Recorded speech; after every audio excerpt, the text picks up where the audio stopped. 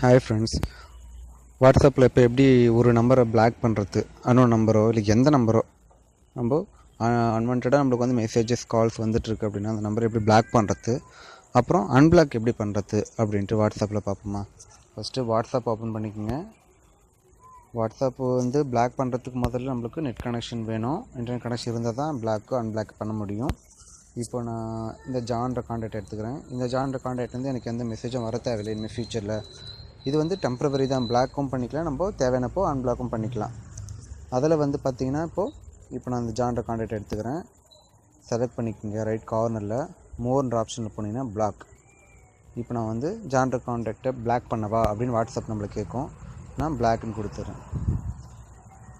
ஓகேவா. இப்போ வந்து இந்த கான்டாக்ட் வந்து பிளாக் ஆகிடும். இனிமேல் இவங்க வந்து நம்மளுக்கு மெசேஜ் அனுப்பிச்சா நம்மளுக்கு எந்த மெசேஜும் வராது.